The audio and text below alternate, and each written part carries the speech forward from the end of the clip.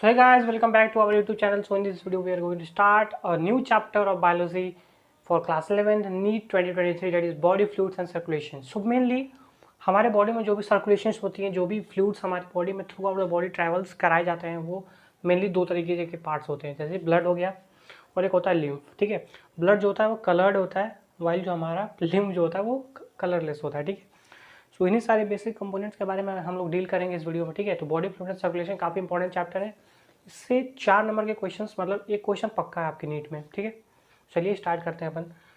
So body fluid and circulation chapter हम लोग start करने जा रहे हैं। पहले हम लोग को पता होना चाहिए ब्लड क्या है, और पहले तो सर्कुलेशन के दो मोड्स होते हैं हमारे पास, that is your blood and lymph. Blood and lymph ये दो सर्कुलेटरी सिस्टम, मतलब सर्कुलेशन में हमारे हेल्प करते हैं। ठीक है, तो पहला हम ब्लड पढ़ते हैं। ब्लड क्या है? Blood is specialised fluid connective tissue. Specialised कहने का मतलब हमने एनिमल टिश्यू में हम लोगों ने पढ़ा होगा कि कनेक्टिव टिश्यू क्या होता है, जो कि लिंक करते हैं एक बॉडी ऑर्गन को, या फिर कोई भी बॉडी ऑर्गन हो, या फिर वो फ्लूइड भी हो। यानी कि ब्लड जो है वो कनेक्टिव टिश्यू ही है, क्योंकि वो अपने बॉडी पार्ट को कनेक्ट करता है। क्योंकि एक बॉडी से ब्लड ले जाके वो हार्ट पे पंप कराता है, उसके बाद through out the body regulate करता है, सर्कुलेट करता है, तो that is also a connective tissue. ठीक है, सो स्पेशलाइज कनेक्टिव टिश्यू होता है, स्पेशलाइज फ्लूइड कनेक्टिव टिश्यू। ठीक है, ये बात याद रखेंगे। और it consist of fluid matrix, plasma and formed elements. So इन सभी चीज़ों के बारे में हम लोग एक एक करके डील करेंगे। दैट इज प्लाज्मा के बारे में हम लोग डील करने वाले हैं डिटेल में, और फॉर्म्ड एलिमेंट्स के बारे में। जैसे कि प्लाज्मा हो गया, फॉर्म्ड एलिमेंट में आपके आरबीसी, डब्ल्यूबीसी, प्लेटलेट्स आ जाते हैं। ठीक है, तो पहले प्लाज्मा को डिटेल में डिस्कस करते हैं। प्लाज्मा क्या होता है? प्लाज्मा जो होता है वो सेमी फ्लूइड विस्कस फ्लूइड होता है। ठीक है, जो कि 55% यानी 55% ऑफ द टोटल ब्लड है। तो ब्लड का जो 55% होता है वो प्लाज्मा होता है, और ब्लड का जो बचा हुआ 45%, सॉरी गाइस जस्ट मिनट,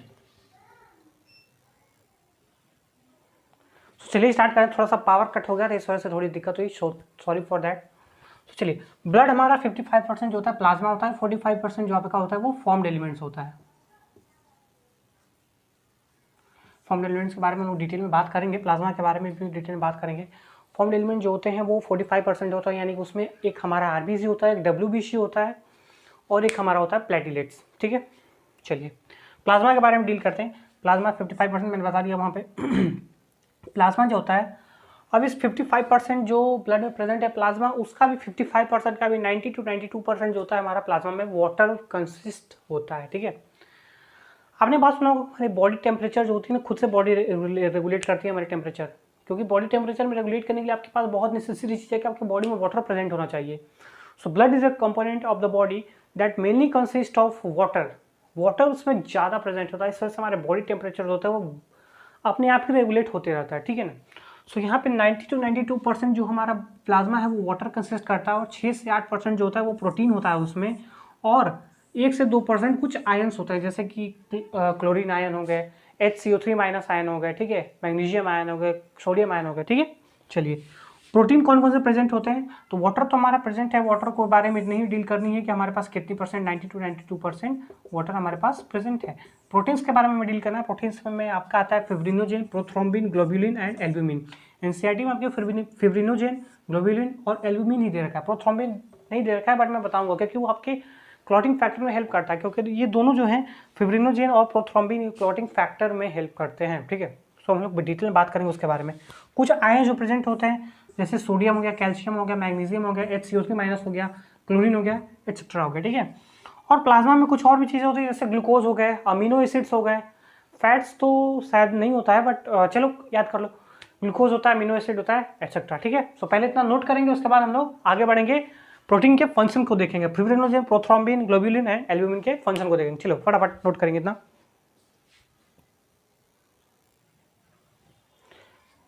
तो चलिए अब बात करते हैं functions of proteins present in plasma. ठीक है, सो इसमें फिब्रिनोजेन पहला होता है। फिब्रिनोजेन और प्रोथ्रोम्बिन दोनों का काम एक ही होता है। फिब्रिनोजेन और प्रोथ्रोम्बिन का काम होगी क्लोटिंग और कोगुलेशन ऑफ ब्लड, यानी कि ब्लड आपका मान लीजिए सपोज एग्जांपल कोई एक इंजरी हुई, ब्लड मतलब यहाँ पे आपकी उंगली कट गई, तो यहाँ पे ब्लड अगर क्लॉट नहीं होगा तो आपका ब्लड बहने लगेगा।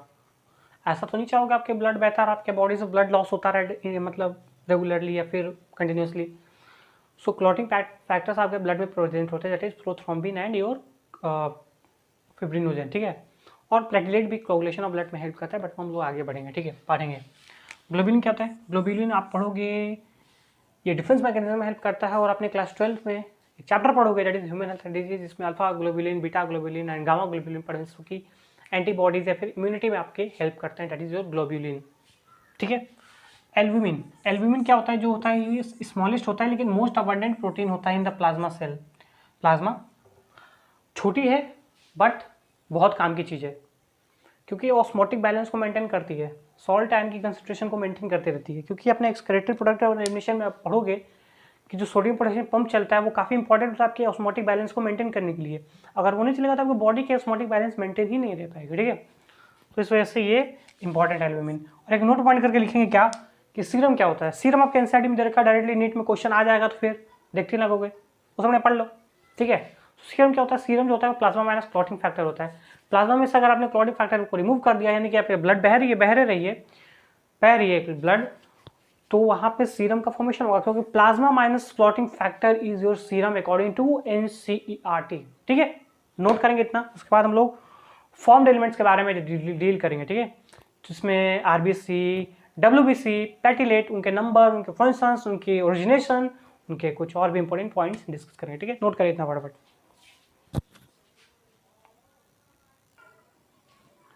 तो चलिए अब स्टार्ट करते हैं फॉर्म्ड एलिमेंट्स को। फॉर्म्ड एलिमेंट्स में हमें 3 पढ़ने हैं, that is RBC, WBC and platelet. इनके कुछ अदर नेम्स भी हम जान लेते हैं, ठीक है। आरबीसी को क्या बोलते हैं? आरबीसी को हम बोलते हैं एरिथ्रोसाइट्स, ठीक है। डब्ल्यूबीसी को क्या बोलते हैं? ल्यूकोसाइट्स। एंड प्लेटलेट को हम लोग क्या बोलते हैं? थ्रोम्बोसाइट, ठीक है। सो ये अनदर नेम भी याद रखेंगे, क्योंकि इससे डायरेक्टली क्वेश्चन आ सकता है कि what is the another name of RBC. और इनकी फुल फॉर्म भी याद रखेंगे, दैट इज आरबीसी का होता है red blood sales, red blood sales, erythrocytes, ठीक है। और डब्ल्यूबीसी को बोलते हैं व्हाइट ब्लड सेल्स। व्हाइट क्यों होता है? क्योंकि हीमोग्लोबिन एब्सेंट होता है, और रेड ब्लड सेल्स में हीमोग्लोबिन प्रेजेंट होता है, ठीक है, याद रखेंगे। चलिए, red in colour due to the presence of haemoglobin, that is iron containing pigment.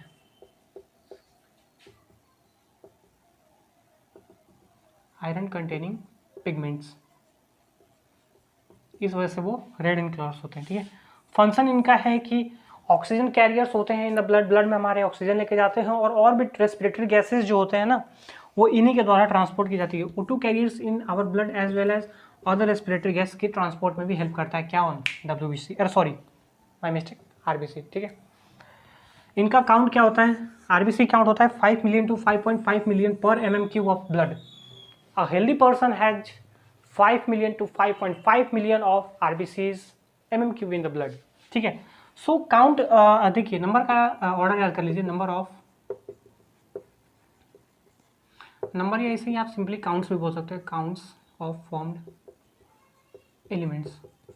सबसे ज़्यादा आपके पास आरबीसी होता है, उसके बाद प्लेटलेट्स होता है, उसके बाद आपका डब्ल्यूबीसी होता है, ठीक है। ये आपका 5 to 5.5 मिलियन हो गया। ये आपके लाख में होते हैं, 1.5 लाख से 3 लाख या 3.5 लाख, और ये होते हैं 6,000 से 8,000, ठीक है। सो सबसे कम आपका डब्ल्यूबीसी होता है, उसके बाद होता है प्लेटलेट, और सबसे ज़्यादा होता है आरबीसी, ठीक है। Formed elements, sorry, formed in red blood, red bone marrow, ठीक है। मैं एक बात बता दूं कि जितने भी आपके फॉर्म्ड एलिमेंट्स हैं वो बोन मैरो में ही आपके सिंथेसाइज होते हैं, ठीक है। Bone marrow in the sense कि बोन मैरो में ही सिंथेसाइज होते हैं। ये रेड बोन मैरो में होते हैं, कुछ वाइट बोन मैरो में होते हैं, और प्लेटलेट्स होते हैं वो megakaryocyte, that is fragments of bone marrow, उनमें वो सिंथेसाइज होते हैं, ठीक है। सो ये formed in red bone marrow and its shape is biconcave. थोड़ा सा एल जैसा लग रहा था ये ना, चलो इसको आई करते हैं, अब समझ में आ रहा है, ठीक है। सो ये इनका बाइकॉन्केव शेप होता है। इनमें न्यूक्लियस एब्सेंट होता है, ठीक है, और न्यूक्लियर मेम्ब्रेन होते हैं। एक पॉइंट और नोट करेंगे यहाँ पे, न्यूक्लियस इज एब्सेंट।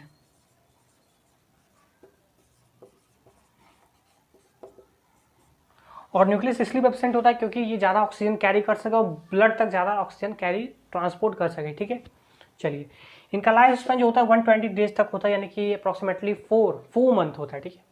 और उसके बाद ग्रेवयार्ड ऑफ आरबीसी, यानी कि जहाँ ये 120 डेज अपना साइकिल कंप्लीट करने के बाद जहाँ पे ग्रेवयार्ड यानी कि खत्म होते हैं, उनको बोलते हैं spleen. Spleen is commonly called as the graveyard of RBC. ये डायरेक्ट एनसीईआरटी का क्वेश्चन और डायरेक्ट नीट में आ चुका है, पीवाईक्यूज है, ठीक है।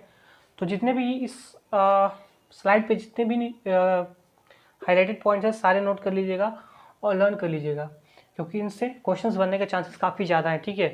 सो इतना नोट करेंगे, उसके बाद हम लोग बढ़ेंगे अपने डब्ल्यूबीसी के ल्यूकोसाइट पे, ठीक है। चलो नोट करो इतना फटाफट, जल्दी से नोट करो।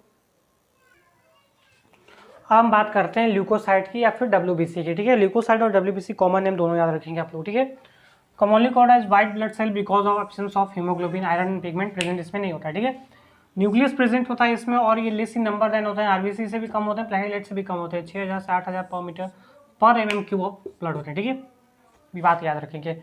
इनका लाइफ स्पैन जो होता है वो शॉर्ट होता है, सिर्फ शॉर्ट लाइफ स्पैन दे रखा है, ऐसे वैसे लाइफ स्पैन याद मत कर लीजिएगा, ठीक है, क्योंकि एनसीईआरटी में नहीं दे रखा है लाइफ स्पैन। वो इसका आरबीसी का दे रखा था 120 डेज, इसका लाइफ स्पैन दे नहीं रखा है, सिर्फ शॉर्ट लाइफ स्पैन दे रखा है, तो शॉर्ट लाइफ स्पैन याद कीजिएगा, ठीक है। और WBC जो होते हैं दो तरह के होते हैं, ग्रेनुलोसाइट और ए ग्रेनुलोसाइट। ग्रेनुलोसाइट मतलब जिनकी प्रोटीन्स कोटिंग होती है, प्रोटीन कोटिंग प्रेजेंट होती है, प्रोटीन कोटिंग प्रेजेंट होती है, इनमें एब्सेंट होती है, ठीक है। और ग्रेनुलोसाइट में भी 3 आते हैं, यूसिनोफिल, बेसोफिल एंड न्यूट्रोफिल, ठीक है। इसमें न्यूट्रोफिल जो होता है वो मोस्ट अबांडेंट होता है, ग्रेनुलोसाइट ए ग्रेनुलोसाइट दोनों को मिला के मोस्ट अबांडेंट होता है, 60 से 65%, 60 to 65% होता है, ठीक है।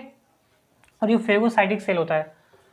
फेगोसाइटिक सेल दो ही होते हैं हमारे WBC के पास, that is your neutrophil and your monocytes. Monocyte होते हैं आपके ये 6 to 8% और ये फिर भी फैगोसाइटोसिस करते हैं, यानी कि कोई भी अगर फॉरेन पार्टिकल हमारे बॉडी में एंटर कर रहा है तो उनको ये फैगोसाइटोसिस करते हैं, ठीक है। फैगोसाइटिक यानी कि उनको एनगल्फ कर लेते हैं, ठीक है भाई। तो न्यूट्रोफिल का फंक्शन याद हो गया, मोनोसाइट का याद हो गया, ठीक है। इओसिनोफिल क्या होता है? इओसिनोफिल जो होता है वो एलर्जिक रिएक्शन में इन्वॉल्व होती है और ये रेजिस्ट करती है इन्फेक्शंस को, ठीक है। और ये इनका परसेंटेज होता है वो 2 to 3% होता है। ये सारे परसेंटेज और इनके फंक्शंस याद रखेंगे, वो डायरेक्टली क्वेश्चन आएगा which of the following WBC is involve in the resistance of infections, तो उसमें आपको इओसिनोफिल ट्रैक करना है या फिर टिक करना है, ठीक है। और परसेंटेज भी डायरेक्टली याद होना चाहिए, 60 to 65%। फैगोसाइटिक सेल कौन से होते हैं, ठीक है, ये भी याद रखना होगा। परसेंटेज सबके याद रखना होगा, 2 to 3%, ठीक है। ये एसोसिएशन विथ एलर्जिक रिएक्शन, ठीक है। और आपका बेसोफिल क्या होता है? बेसोफिल आपका होता है 0.5 to 1%, यानी कि सबसे कम, लीस्ट परसेंटेज इसका होता है, बेसोफिल का लीस्ट होता है, ये सबसे कम अमाउंट में प्रेजेंट होता है इन आवर WBC। और सिक्रेट करता है हिस्टामिन, सेरोटोनिन एंड हेपेरिन, जो कि इन्वॉल्व होते हैं इन्फ्लामेटरी रिएक्शंस में, ठीक है।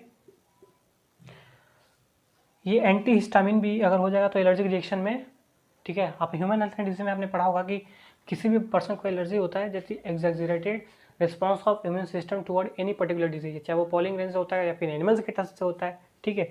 सो उसमें आप लोग हिस्टामिन की जगह वहाँ पे एंटी हिस्टामिन उनके ड्रग्स देते हो ताकि वो एलर्जिक रिएक्शन को कम करे। एंटी हिस्टामिन, एंटी हेपेरिन देते हो, एंटी सेरोटोनिन देते हो, ठीक है।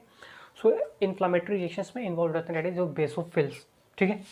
लिम्फोसाइट के बारे में भी आप ह्यूमन हेल्थ एंड डिजीज में ही पढ़ोगे, बट थोड़ा सा बताता हूँ। ये इम्यून रिस्पॉन्स में बी सेल्स, बी लिम्फोसाइट और टी लिम्फोसाइट, दो तरह के लिम्फोसाइट हमारे बॉडी में प्रेजेंट होते हैं, यहाँ पे WBC में प्रेजेंट होते हैं, ठीक है। और ये क्या हेल्प करते हैं? ये हेल्प करते हैं इन द इम्यून सिस्टम, ठीक है। इम्यूनिटी को मजबूत करने में हेल्प करते हैं योर लिम्फोसाइट, ठीक है। सो एक बार समअप करते हैं पूरा कि इओसिनोफिल क्या होता है? आपका एलर्जिक रिएक्शन और रेजिस्ट करता है इन्फेक्शन को, दैट इज 2 to 3% प्रेजेंट होता है, ठीक है। बेसोफिल क्या होता है? लीस्ट नंबर में होता है, 0.5 to 1% होता है, जस्ट सीक्रेट करता है हिस्टामिन, सेरोटोनिन एंड हेपेरिन और इन्फ्लामेटरी रिएक्शंस में इन्वॉल्व होते हैं, ठीक है। न्यूट्रोफिल क्या होता है? न्यूट्रोफिल होते हैं फैगोसाइटिक सेल होते हैं और मोस्ट अबंडेंट होते हैं, 60 to 65% आपका WBC जो होता है वो कंटेंट होता है आपका न्यूट्रोफिल का, दैट इज और ग्रेनुलोसाइट्स, ठीक है। ग्रेनुलोसाइट्स कंप्लीट हो गया। हम एक ग्रेनुलोसाइट्स के बारे में डील करते हैं। लिम्फोसाइट जो होते हैं इम्यून रिस्पॉन्स में हेल्प करते हैं, बी लिम्फोसाइट और टी लिम्फोसाइट जो कि आपके एंटीबॉडीज प्रोडक्शन में हेल्प करते हैं, ठीक है। मोनोसाइट क्या होता है? मोनोसाइट होता है जस्ट 6 to 8% और ये भी फेगोसाइटोसिस करता है। तो फेगोसाइटोसिस वाले सेल्स आपको याद होने चाहिए, न्यूट्रोफिल और आपका मोनोसाइट। एक ग्रेनुलोसाइट है, एक ग्रेनुलोसाइट है, ठीक है। और एलर्जिक रिएक्शंस में इन्वॉल्व होता है या फिर रेजिस्ट करता है इन्फेक्शन को, that is eosinophil, that is 2 to 3%। और आपका बेसोफिल लीस्ट परसेंटेज होता है, 0.5 to 1% होता है जस्ट, और इन्फ्लामेटरी रिएक्शंस में इन्वॉल्व होता है, ये सीक्रेट करता है हिस्टामिन, सेरोटोनिन एंड हेपेरिन, ठीक है। उसके बाद आपका आता है लिम्फोसाइट, तो मैंने बता दिया, कई बार बता दिया, समअप हो चुका है पूरा, ठीक है। तो ये फटाफट नोट करेंगे, बहुत इंपॉर्टेंट पॉइंट है, इससे पक्का PYQs लगा लीजिएगा क्योंकि इससे क्वेश्चन आने वाला है आपका नीट 2023 में,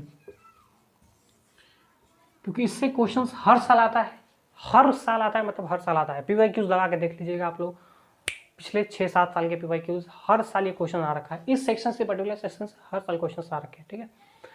सो ये क्वेश्चंस नोट डाउन करेंगे और फटाफट, ये पॉइंट नोट डाउन करेंगे, क्वेश्चंस लगाएंगे PYQs के, ठीक है। नोट करें फटाफट।